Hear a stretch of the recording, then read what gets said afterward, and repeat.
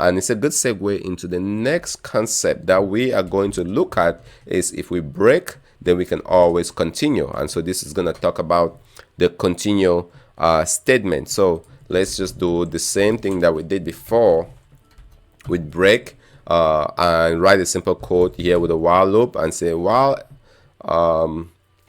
30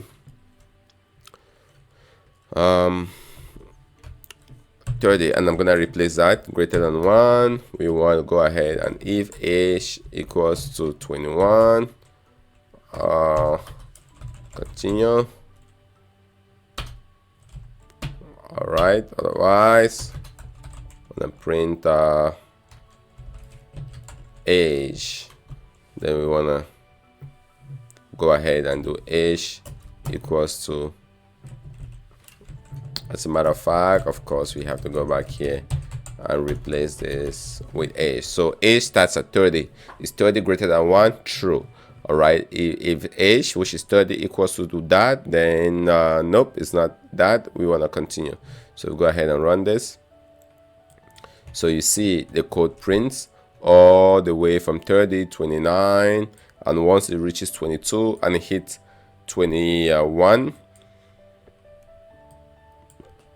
and then we hit the continue. You might say, but the code stop. What's the difference between a continue and a break? It's because a continue can continue to execute other things within the code without necessarily breaking. So if you see here, there is no exit code. All right, even though it stopped, there's no exit code. If there was something after that, it's gonna keep executing that. But if I change this to a break, and this is where some people get confused, if I change it into a break, just watch what happens. It actually breaks the code and you can see exit 0. So continue just says, all right, just continue executing whatever it is you're doing, all right, but don't stop the program. Whereas a break says, all right, we're gonna stop the program here and return with an exit code whatever it is we're doing. So it kind of seems like we're doing the same thing, but guys, just keep in mind continue and break are two of different things. All right, continue, if you even notice continues, my code here still has the square button, which means that the code hasn't stopped yet.